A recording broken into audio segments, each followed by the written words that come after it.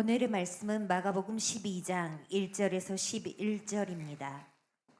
예수께서 비유로 그들에게 말씀하시되 한 사람이 포도원을 만들어 산 울타리로 두르고 집자는 틀을 만들고 망대를 지어서 농부들에게 새로 주고 타국에 갔더니 때가 이름에 농부들에게 포도원 소출 얼마를 받으려고 한 종을 보내니 그들이 종을 잡아 심히 때리고 거저 보내었거늘 다시 다른 종을 보내니 그의 머리에 상처를 내고 능욕하였거늘 또 다른 종을 보내니 그들이 그를 죽이고 또 그 외 많은 종들도 더러는 때리고 더러는 죽인지라. 이제 한 사람이 남았으니 곧 그가 사랑하는 아들이라. 최후로 이를 보내며 이르되 내 아들은 존대하리라 하였더니 그 농부들이 서로 말하되 이는 상속자니 자 죽이자. 그러면 그 유산이 우리 것이 되리라 하고 이에 잡아 죽여 포도원 밖에 내던졌느니라. 포도원 주인이 어떻게 하겠느냐? 와서 그 농부들을 진멸하고 포도원을 다른 사람들에게 주리라. 너희가 성경에 건축자들이 버린 돌이 모퉁이의 머릿돌이 되었나니 이것은 주로 말미암아 된 것이요 우리 눈에 놀랍도다 함을 읽어보지도 못하였느냐 하시니라. 아멘. 아멘. 여러분 저를 한번 따라해 주시면 감사하겠습니다. 버려진 자리에도 하나님의 역사는 일어납니다. 아멘. 버려진 자리에도 하나님의 역사는 일어납니다. 한 번 더 따라해 주실까요? 예수 나의 반석이시니 소망이 됩니다. 네, 아멘. 여러분 버려진 자리에서도 하나님께서는 역사를 하시고 그 버려진 자리, 예수가 함께하는 그 자리, 그곳이 반석이기 때문에 우리에게도 소망이 생기게 된다라는 사실입니다. 지난주 예수님께서는 예루살렘 성전에 들어가셔서 하신 일이 있습니다. 무엇을 하셨을까요? 청소를 하셨어요. 맞아요. 깨끗하게 청소를 하셨습니다. 만민이 기도해야 할 집, 강도의 소굴로 만들어 놓았던 그곳을 예수님께서는 청소를 하셨던 것이지요. 왜요? 그 집은 내 집이기 때문입니다. 내 집을 강도의 소굴로 만들어 놓은 그 모습을 보고 예수님께서는 가만히 있지 않으셨던 것입니다. 예수님께서는 그렇게 청소하시고 난 그 다음 날에도 예루살렘 성전에 들어가셨습니다. 여러분 그 기억하실까요? 예수님이 어렸었을 때에 부모님이 예수님을 잃어버린 적이 있었습니다. 그렇게 예수님과 함께 예루살렘을 갔다가 집으로 돌아가는 길에 잃어버렸기 때문에 길을 따라 예수님을 찾아 그렇게 밤낮을 헤맸던 시간들이 있었습니다. 그런데 예루살렘까지 올라가서 보니 예수님이 어디에 계셨을까요? 예루살렘 성전 안에 계셨어요. 그러면서 하는 말이 내가 내 집에 있어야 할 것을 알지 못하시나이까? 라고 부모님에게 이야기를 하지요. 마찬가지입니다. 예수님께서는 예루살렘에 올라가셔서 어제도 예루살렘 성전 안에 그리고 오늘도 또 예루살렘 성전 안으로 들어가셨습니다. 왜 그럽니까? 그곳이 나의 집, 내가 거할 곳이기 때문이었습니다. 그런데 그 시간에 대제사장과 서기관 그리고 장로들이 떼를 지어서 예수님 앞에 찾아옵니다. 여러분 상대방 숫자가 많으면 순간적으로 어떤 마음이 들까요? 위축이 되지요. 예수님은 예수님과 예수님의 제자들 많으면 한 13명쯤 되었을 것입니다. 그런데 제사장들을 다 불러 모았어요. 서기관들도 다 대동시켰습니다. 장로들까지 다 나오도록 만들어서 그렇게 자그마치 50명 이상의 되는 사람들이 예수님 앞에 들이닥쳤던 것이지요. 쪽수가 많으면 기가 눌리게 됩니다. 이렇게 기를 죽이려고 했을까요? 그러면서 예수님에게 질문합니다. 무슨 권위로 이런 일을 행하느냐? 도대체 어제 이 성전을 다 뒤집어 엎고 청소를 했는데 누가 이렇게 할 권위를 주었느냐? 라고 질문을 합니다. 그때 예수님께서 그들에게 비유 하나를 들려주시는데요. 그 비유의 내용이 여러분들이 함께 읽은 말씀, 포도원 농부의 비유입니다. 한 사람이 포도원을 만들었지요. 아주 멋지게 만들었습니다. 포도원뿐만 아니라 그 포도원을 지키는 산 울타리를 둘렀고 포도를 따게 되면 무슨 음식을 무슨 마실 걸 만들죠? 포도주를 만들죠. 그렇기 때문에 즙 짜는 틀도 그 옆에다가 멋진 걸 하나 만들어 놓았습니다. 그리고 망대까지 지어서 여우가 혹시나 오지는 않을까, 사람들이 지나가면서 이 포도원을 망치지는 않을까, 모든 것을 하나하나 완벽하게 갖춘 이후에 이 주인은 농부들에게 세를 주고 타국으로 떠나게 됩니다. 결실할 때가 이르게 되지요. 우리도 가을을 맞이하게 되면 열매를 맞이하는, 맺는 그런 시기가 되지 않습니까? 마찬가지로 결실의 때가 되었을 때에 주인은 그 포도원의 소출을 받기 위하여 종을 한 명 보냅니다. 그러나 농부들은 그 종을 어떻게 대하였습니까? 아주 심히 때리고 빈손으로 종을 돌려 보냅니다. 주인이 너무나도 당황스러웠지요. 또 다른 종을 그 농부들에게 보냈지만 이번에는 머리에 상처를 내고 그를 능욕하여 다시 돌려보냅니다. 그리고 또 다른 종을 보내자 이번에는 어떻게 했을까요? 죽여버렸어요. 너무나도 끔찍한 일이 일어나게 된 것이지요. 주인은 거기에서 멈추지 아니하고 또 다른 종을 보냈지만 이번에는 때리고 또 다시 보낸 종들은 죽이기까지 하며 그 종들을 보낸 주인을 농부들은 무시했던 것입니다. 안 되겠다라고 생각했던 주인, 여러분 어떤 결정을 내렸을까요? 마지막으로 내 아들을 보내야 되겠다. 아들만큼은 분명히 존대를 할 것이다. 내 아들은 존귀하게 높여줄 것이다 라고 여겼기 때문이었습니다. 하지만 여러분 농부들은 어땠습니까? 그의 생각들은 정반대였지요. 아들이라고? 주인의 상속자 아니냐? 저 아들을 죽이자. 그러면 이 모든 포도원, 모든 유산이 우리의 것이 될 것이다. 여러분 악한 길을 계획할 때는 사람들이 이렇게 마음이 잘 맞는지 모르겠어요. 그렇게 농부들은 하나가 되었습니다. 그리고 아들을 죽이고 포도원 밖으로 내어 던져버렸던 것이지요. 여러분 이 끔찍한 이야기 어떤 비유의 말씀일까요? 먼저 포도원은요 이스라엘 백성들을 뜻합니다. 포도원은 이스라엘 백성. 그러면 포도원을 만든 사람은요 이스라엘의 주인, 포도원의 주인이신 여호와 하나님을 말씀하는 것이지요. 그렇다면 그 포도원을 산 울타리로 둘렀다라고 이야기를 하는데 이 산 울타리로 두른 것은 바로 이스라엘 백성들에게 주신 계명입니다. 이 계명을 따라 지키며 살아가는 이스라엘 백성들에게는 그들을 보호하고 지켜줌으로 말미암아 극상품의 포도 열매가 맺힐 수 있는 울타리가 되어 준다. 그것이 바로 여호와의 말씀이고 계명이고 율례라는 것이지요. 그렇다면 주인이 보낸 종들은 누구를 말하는 것일까요? 선지자들을 이야기를 합니다. 이스라엘 백성들을 향하여 하나님의 말씀을 선포하는 종들, 선지자들이 바로 주인이 보낸 종들이었죠. 그렇다면 여러분 농부들은 누구일까요?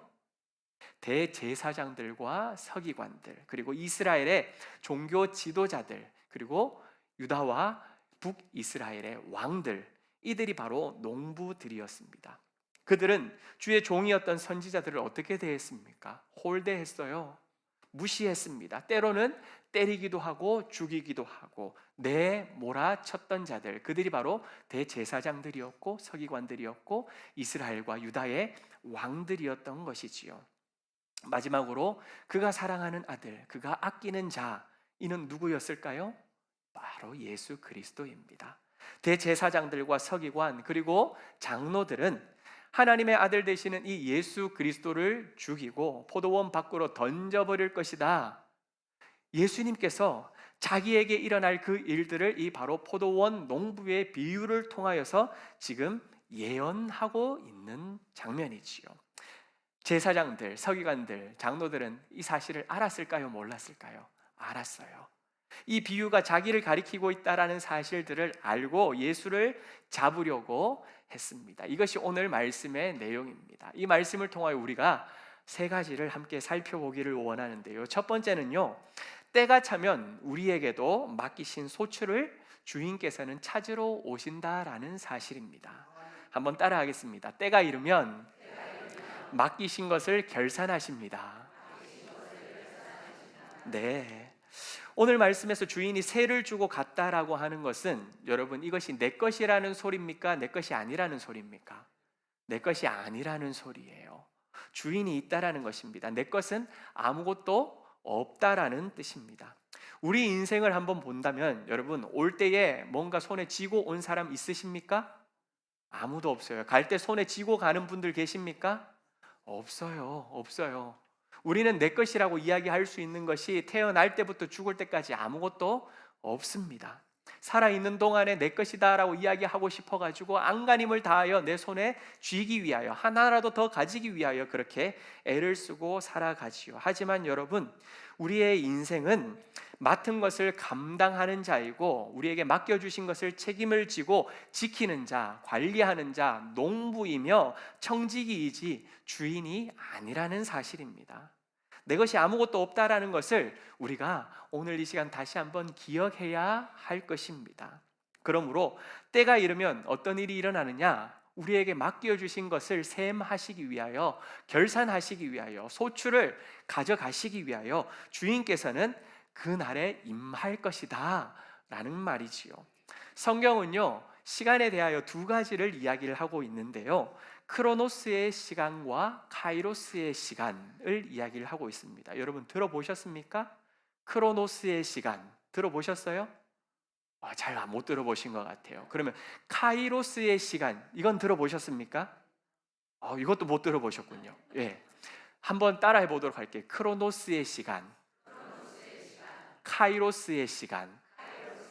네, 크로노스의 시간은 무엇이냐? 한번 자막을 보여주시면, 모든 사람에게 주어진 24시간 동일한 시간, 한 달 30일의 동일한 시간, 일상적인 시간, 이것을 무슨 시간이라 한다고요? 크로노스의 시간이라고 이야기를 합니다. 그리고 카이로스의 시간은 중요한 결정, 그리고 기회를 잡아야 할 시간, 특정한 그 순간, 시점을 카이로스라고 이야기를 합니다. 그런데 여러분, 한 단계 더 나아가서 성경에서 말씀하시는 카이로스의 시간이라고 하는 말은 하나님의 때, 하나님의 계획이 이루어지는 시점, 하나님께서 찾아오셔서 역사하시는 그 순간, 그것을 무슨 시간이라 한다고요? 카이로스의 시간, 성경적 카이로스 시간이라 이야기를 한다는 것이죠.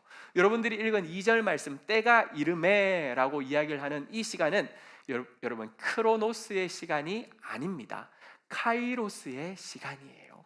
하나님께서 찾아오셔서 결산하시는 시간, 그 카이로스의 때가 도래했다라는 것이지요.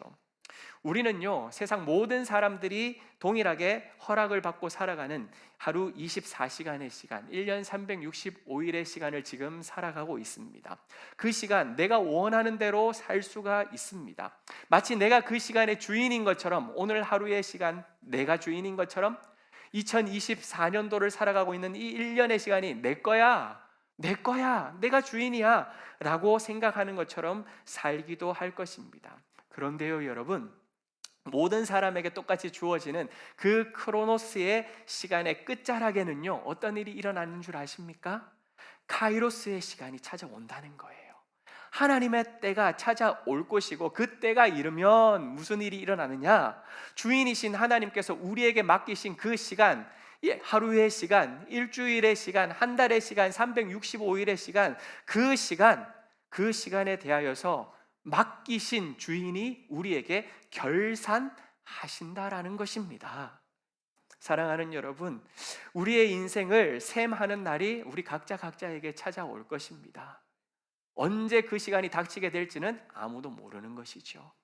그렇기 때문에 우리는 크로노스의 시간을 살면서도 항상 카이로스의 시간을 염두하며 살아가야 한다는 것입니다. 그렇게 우리의 인생 셈하는 날이 다가올 때, 결산하는 날이 우리 앞에 임할 때에, 사랑하는 여러분들은 땅에 쌓아 놓은 것보다 하늘에 쌓은 것이 더 풍성할 수 있기를 간절히 축복합니다.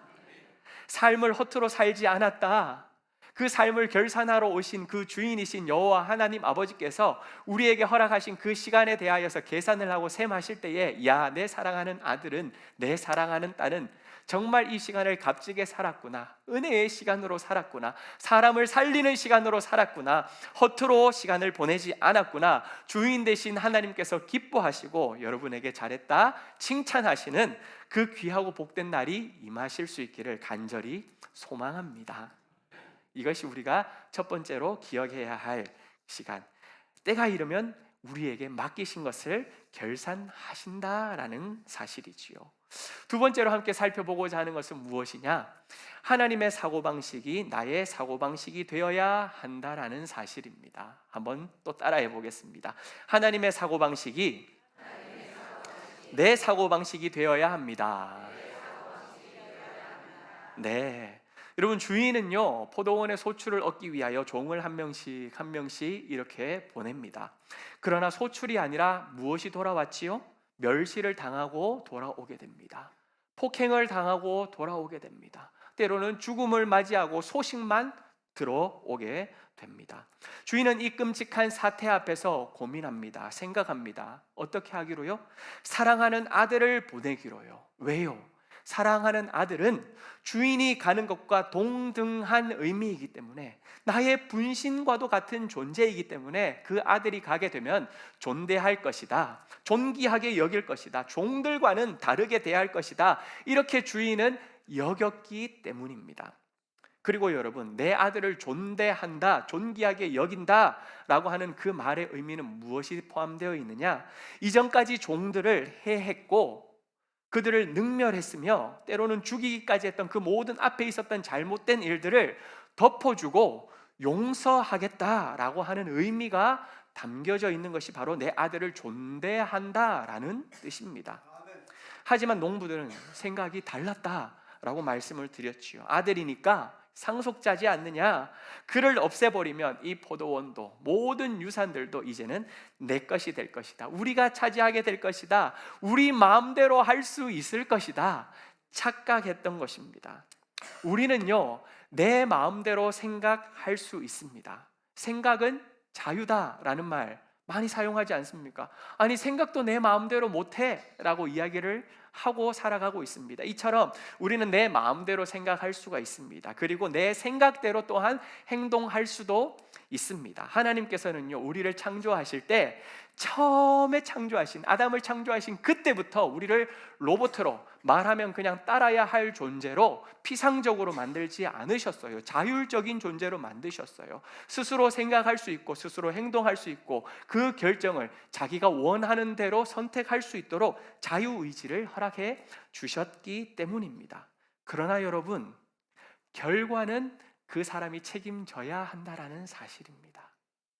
마음대로 생각할 수 있고 마음대로 행동할 수 있지만 그 모든 결과는 스스로가 책임져야 한다라는 것이지요.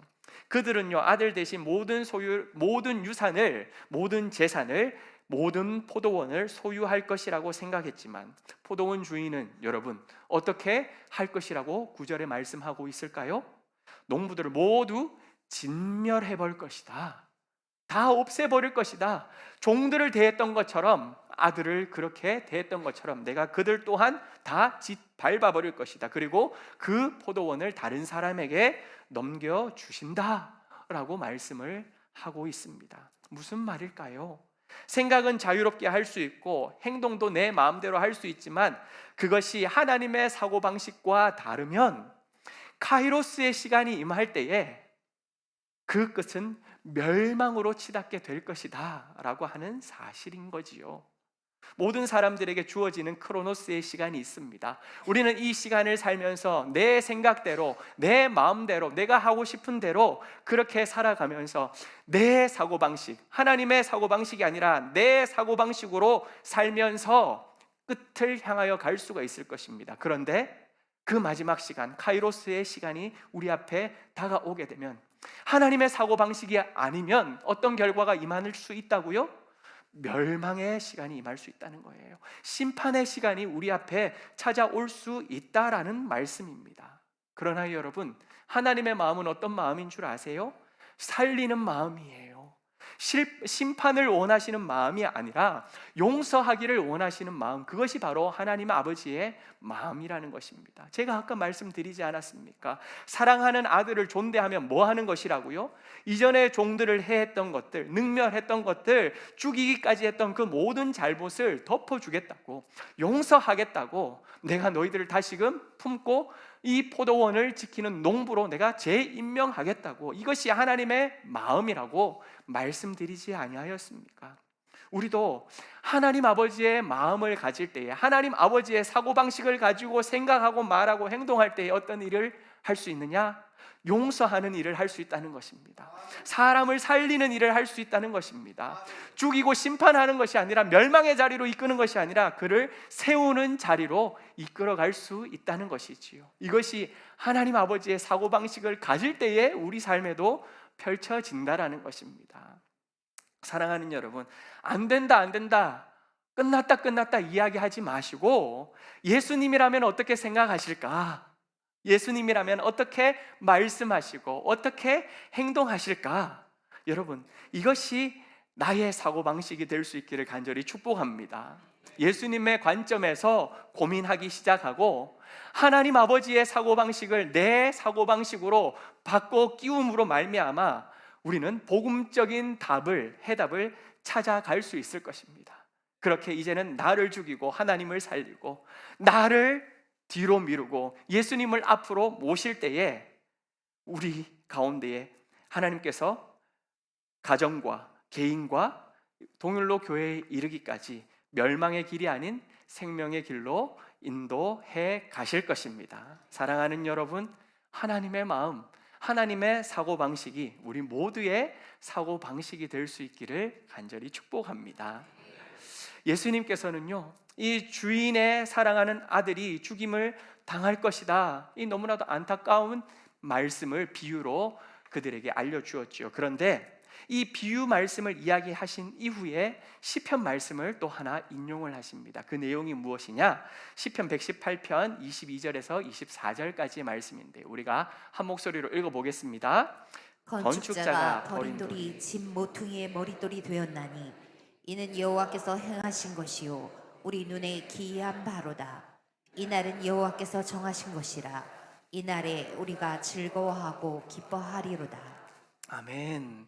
건축자가 버린 돌 버렸는데 24절 마지막에 보면 이날에 우리가 즐거워하고 기뻐하리로다 라고 성경은 기록하고 있습니다. 여러분, 말씀을 다시 한번 띄워봐 주시죠. 여기서 말하고 있는 건축자는 누구를 말하는 것일까요? 예수님께서 앞에 포도원 농부의 비유를 하시고 난 다음에 지금 건축자가 버린 돌에 대한 이야기를, 시편 말씀을 가져오셨어요. 여기서 건축자라고 하는 것은 농부와 같이 대제사장들, 서기관, 그리고 이스라엘의 왕들을 가리키는 단어입니다. 그렇다면 여러분, 버린 돌은 누구일까요? 네, 주인의 사랑하는 아들, 주인의 사랑하는 아들을 죽이고 내버린 것처럼 여기서 버린 돌은 그 예수 그리스도를 말씀하고 있는 것입니다. 그러므로 이 시편의 구절은요, 대제사장들과 서기관들이 버린 돌, 바로 누구라고요? 예수님이 하나님 나라의 모퉁이 돌, 교회의 머릿돌이 되었다라고 하는 말씀인 것입니다. 우리나라에서 여러분, 머릿돌이라고 이야기를 하면 여러분 머릿속에 어떤 그림이 떠오르는지 모르겠는데요, 저는 대리석 같은 것, 아니면 구리 동판 같은 것에 설립일, 그리고 공사 기간, 시공사, 설계사, 이런 것들이 기록된 간판 혹은 비석을 생각해 볼 수 있습니다. 교회에서도 이렇게 머릿돌이라고 해서 교회 앞에 붙어 있는 것을 보게 되면 이 집은 살아계신 하나님의 교회요 진리의 기둥과 터이니라, 보통 이렇게 디모데 전서 3장 15절 말씀이 쓰여 있고, 그 밑에 설립일 그리고 봉헌일, 교회 이름들이 들어가 있는 간판, 그것들이 교회 입구에 이렇게 붙어져 있는 모습들도 우리가 보게 되지요. 하지만 여러분, 성경에서 말하는 그 모퉁이 머릿돌은요 조금 달라요. 그림을 한번 보실까요?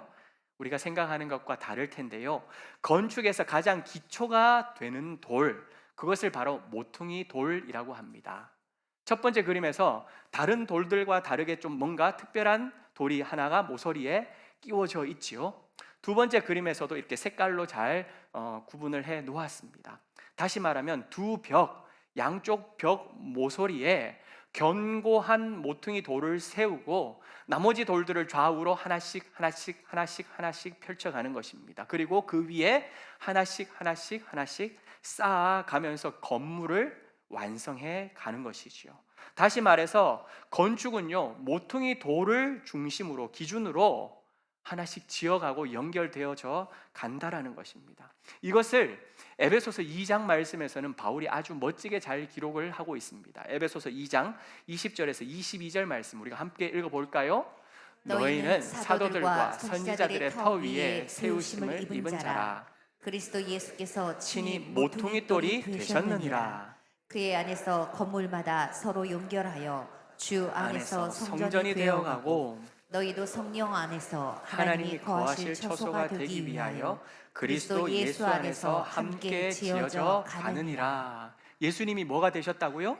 모퉁이 돌이 되셨다고요. 예수님이 모퉁이 돌이 되어서 옆으로 서로 연결되어져서 하나씩 함께 지어져 갈 때에 성령 하나님 아버지께서 내주하시는 귀하고 복된 성전이 우리 안에 세워지게 된다. 이것이 바로 에베소서의 고백이라는 것이지요.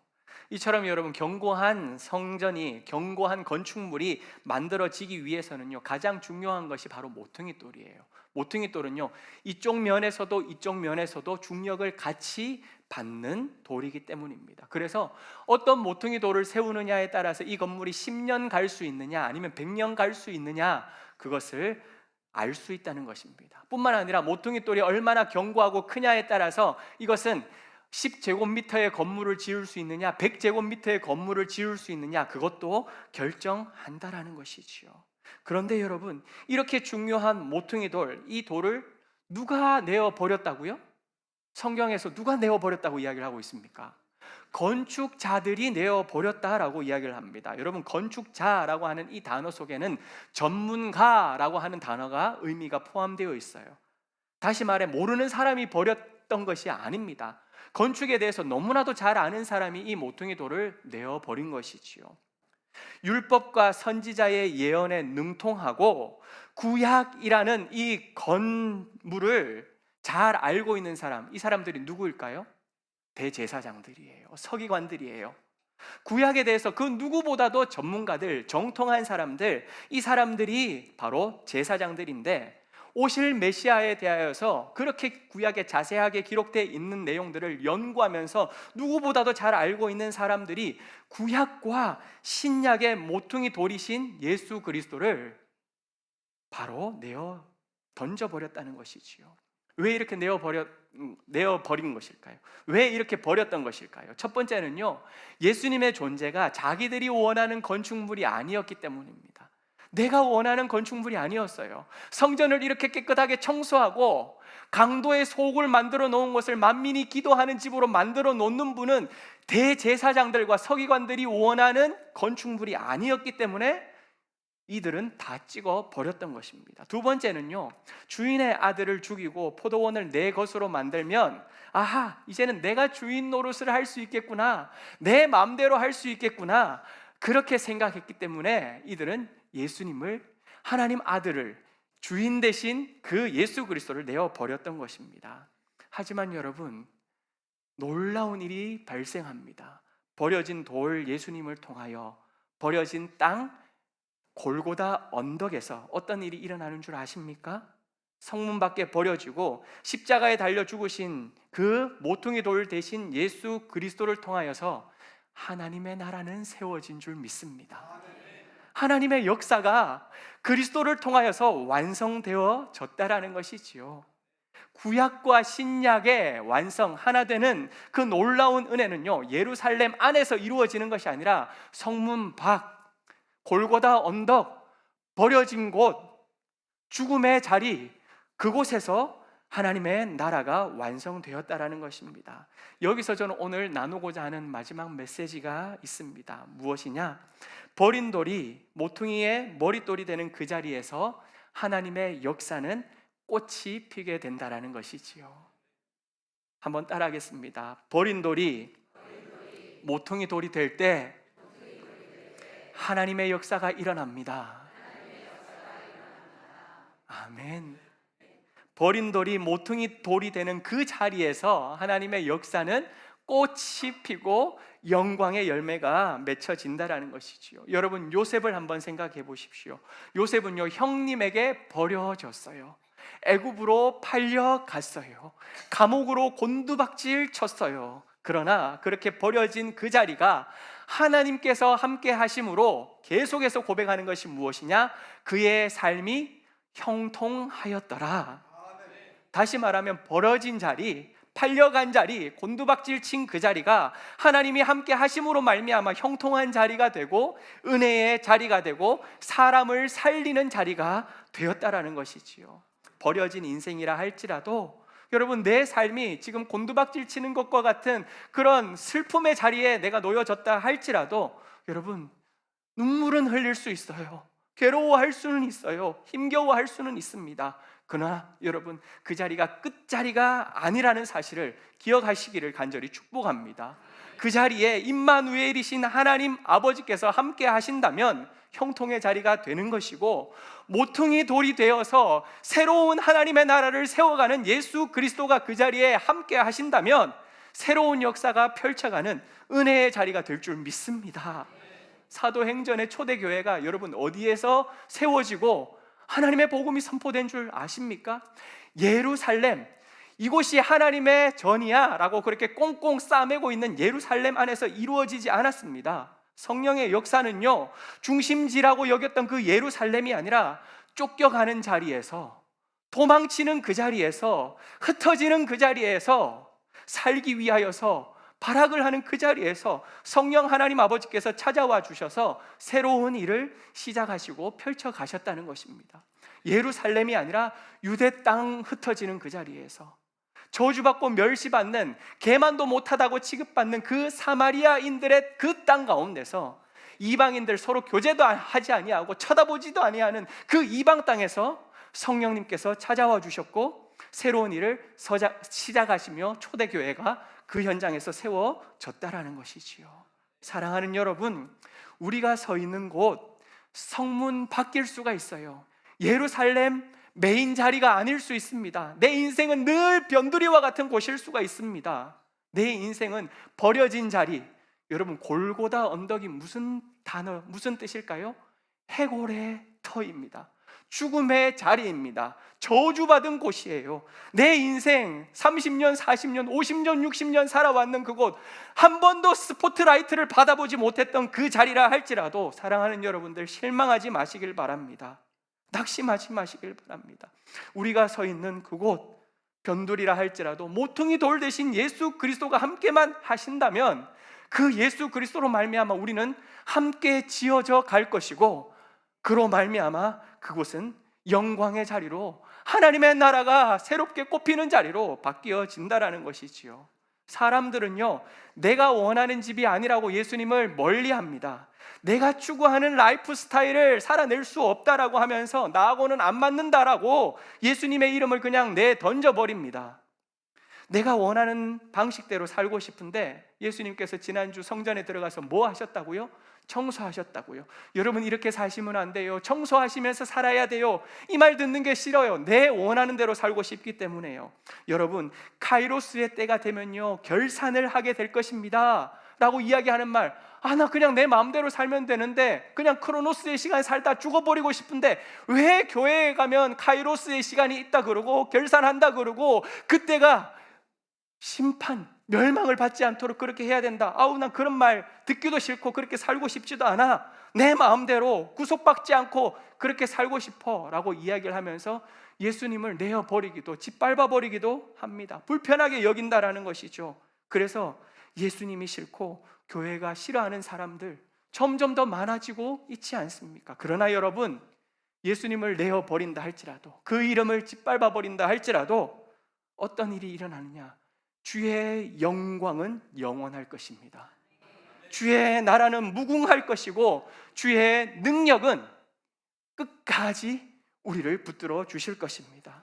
예수 그리스도를 내 인생의 모퉁이 돌로 삼고 살아가는 자, 그리스도 예수 안에서 우리의 삶이 함께 지어져 갈 때, 사랑하는 여러분, 우리의 삶도 무너지지 않아요. 예수님이 모퉁이 돌이 되시는데요, 건물을 지을 때 10년짜리 모퉁이 돌, 아까 100년짜리 모퉁이 돌 이야기를 했잖아요. 처음부터 끝까지, 영원부터 영원까지 함께 하시는 예수님이 우리 삶에 영원한 모퉁이 돌이 되어질 때에 내 인생 하나님의 나라가 되어질 것이고, 내 인생 반석 대신 예수 그리스도로 말미암아 이 땅 가운데에 버려졌으나 주님으로 말미암아 영광스러운 삶을 살 수 있는 그 은혜의 축복이 임하게 될 줄 믿습니다. 사랑하는 여러분, 예수 그리스도를 내 인생의 모퉁이 돌로 삼고 살아가는 주님의 귀한 자녀들 되실 수 있기를 간절히 축복합니다.